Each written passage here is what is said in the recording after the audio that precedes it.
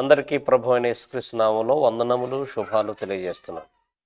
చూశారు కదండి, వీడియో కంటే ముందు ఒక వీడియో క్లిప్ మీకు చూపించాను. ఈ మధ్యకాలంలో బాగా వైరల్ అయింది. అది క్రిస్మస్ టైంలో చనిపోయిన వాళ్ళందరూ వచ్చి క్రిస్మస్లో పాల్గొన్నట్టుగా ఒక వీడియోని క్రియేట్ చేశారు.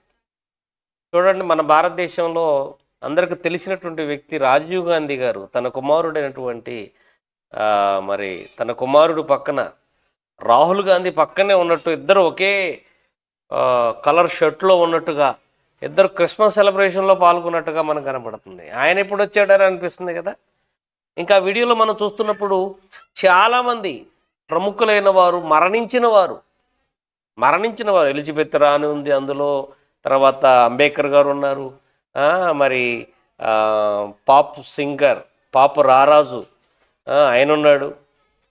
తర్వాత పోతే ఇక మీరు చూడండి, వీడియోలో చాలామంది చనిపోయిన వాళ్ళు అవపడుతున్నారు అందులో కదండి. ఏంటి, ఎక్కడి నుంచి వచ్చారు వీళ్ళు? అదే ఒక అద్భుతం. అదే ఈరోజు మనిషిని శాసిస్తున్నటువంటి ఒక కొత్త సాఫ్ట్వేర్, ఒక కొత్త tool, AI means artificial intelligence. నిజంగా రాబోయే రోజుల్లో ప్రతి మనిషిని శాసిస్తుందట అది. ఇప్పుడు ఆల్రెడీ ఆర్టిఫిషియల్ ఇంటెలిజెన్స్ అనేది ఆల్రెడీ వర్క్లో ఉంది, మీకు తెలియదు. ఆల్రెడీ వర్క్లో ఉంది. ఎలా వర్క్లో ఉందో మీకు నేను ఒక వీడియో చూపిస్తాను, ఒకసారి మీరు చూడండి. మనం ఏ కాలంలో ఉన్నామో, పరిస్థితి ఎలా మారిపోతుందో అన్నది మీకు నేను చూపించాలని ఆశపడుతూ ఉంటున్నాను. ఒకసారి చూద్దాం. ఒక 2 minutes వీడియో మీరు చూడాలని కోరుతున్నాను. మీరు చూస్తే తప్ప అర్థం చేసుకోలేరేమో. ఏమండి, ఒక్క నిమిషం. ఒకసారి ఏం చెప్తున్నాడో చూద్దాం. మీకు నేను చిన్నగా చేసి చూపిస్తాను. ఒకసారి మీరు ఈ క్లిప్ని మీరు చూడాలి. ఒక 2 minutes ఉంటుంది. చూస్తే తప్ప వీడియో అర్థం అవ్వదు. అందరూ జాగ్రత్తగా చూడాలని కోరుతూ ఉన్నాను. ప్రపంచం ఎడిపోతుందో ఈ వీడియో ద్వారా మీకు అర్థమైపోతుంది. ఒకసారి చూడండి.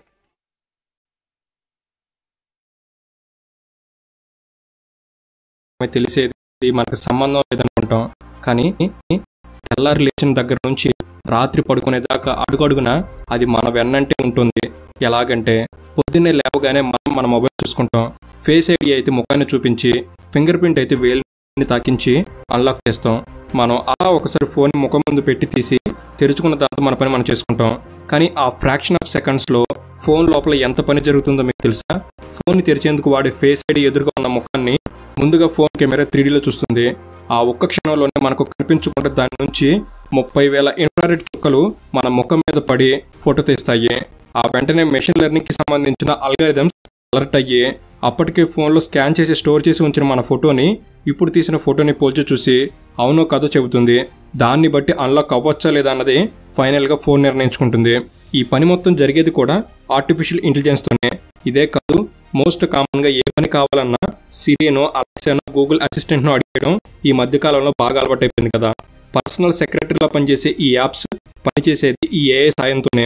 జీపీఎస్ ఆన్ చేసుకుని రూట్ మ్యాప్ ద్వారా మనకు కావాల్సిన అలా దారిలో వెళ్లే ముందు భారీ ట్రాఫిక్ జామ్ ఉందన్న విషయం చెప్పి ప్రత్యామ్నాయ మార్గం చూపించేది కూడా ఈ ఏఐనే.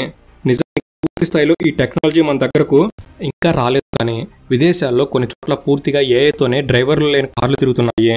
ఇకపోతే ఈమెయిల్లో ఫిల్టర్లు, స్మార్ట్ రిప్లైలు, ఓటీటీలో మూవీ రికమెండేషన్లు, వెబ్సైట్లో చాట్ బాక్స్, గూగుల్లో కావాల్సిన సెర్చ్ రిజల్ట్స్, ఇలా చూడాలే కానీ అసలు ఏఐ లేనిది ఎక్కడో చెప్పండి. కంప్యూటర్ సైన్స్లో ఒక విభాగమైన ఏఐ క్రమంగా మెషిన్ లెర్నింగ్తో కలిసి యంత్రాలను స్మార్ట్గా మార్చిస్తుంది, వ్యవస్థల సామర్థ్యాన్ని సైతం పెంచేస్తుంది. అందుకే విద్య నుంచి వైద్యం వరకు, వ్యాపారం నుంచి వ్యవసాయం వరకు ఇలా అన్ని ప్రధాన రంగాల్లోనూ అంతలో చొచ్చుకుపోయింది ఈ ఏఐ. ఈ క్రమంలో డబ్బుని, శక్తిని ఈ ఏఐ చూశారు కదండి. నిజంగా వీడియో మీకు చూస్తున్నప్పుడు ఆశ్చర్యం అనిపించాలి. మనకు తెలియకోకుండానే మన వెనకాల చూడండి ఎంత ఏఐ వర్క్ చేస్తుందో. ఆర్టిఫిషియల్ ఇంటెలిజెన్స్ అనే విభాగం ఎంత వర్క్ చేస్తూ ఉందో. గూగుల్లో నువ్వు ఒక సెర్చ్ ఆప్షన్లో ఒకదాన్ని కొట్టగానే అది నీకు ఎలా అందించగలుగుతుంది?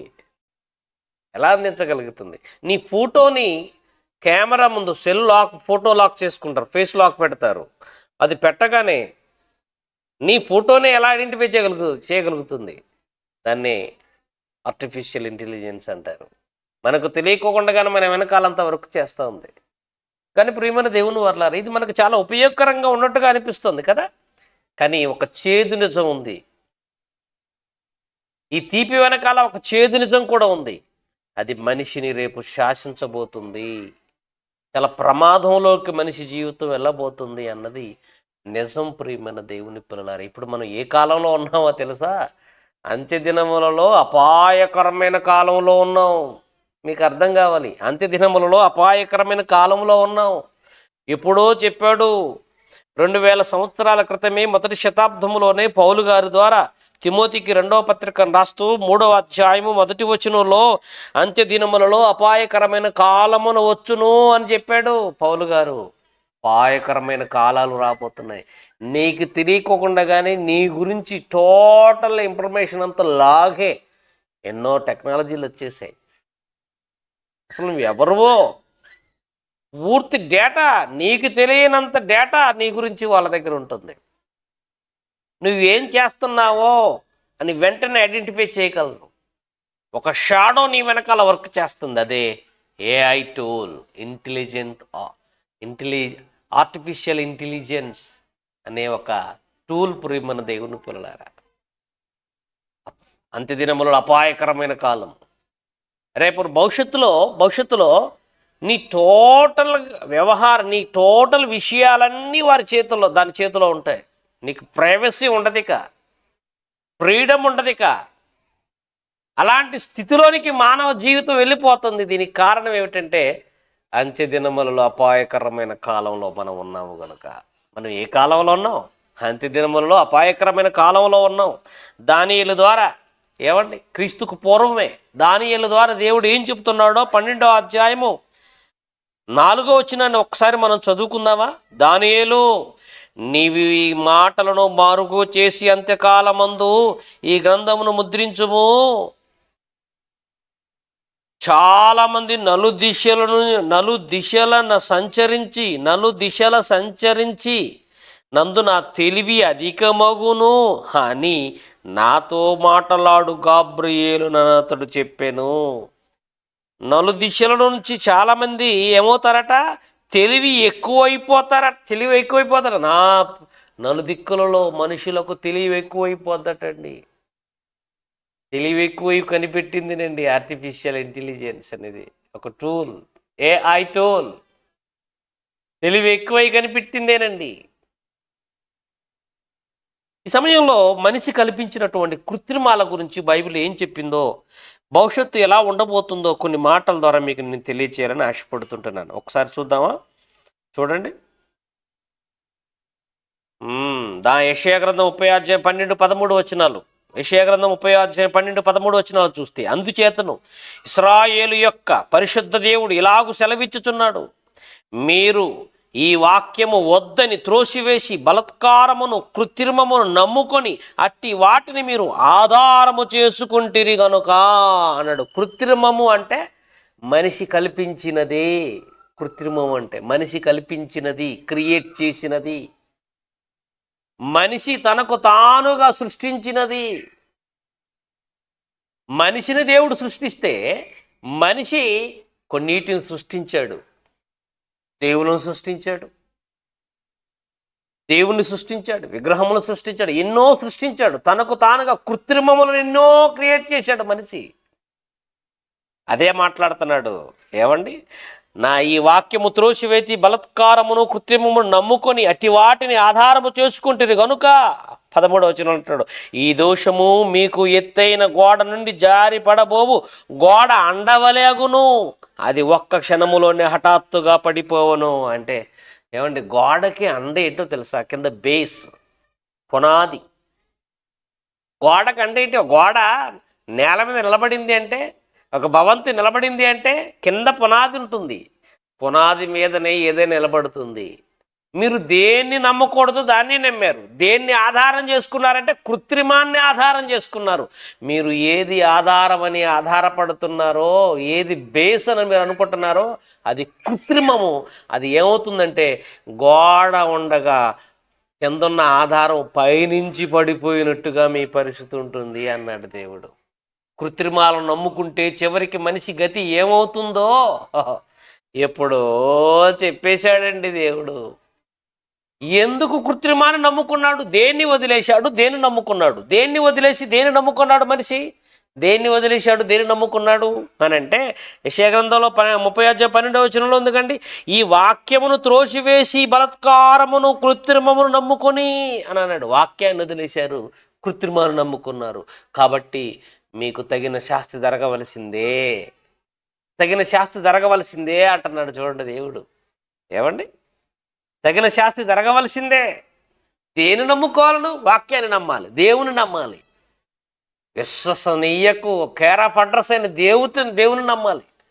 విశ్వాస నమ్మదగిన వాడు దేవుడు. ఆయన నమ్మట్లేదు నువ్వు, ఆయన తెలుసుకోవట్లేదు నువ్వు. అదే నువ్వు చేసే పొరపాటు.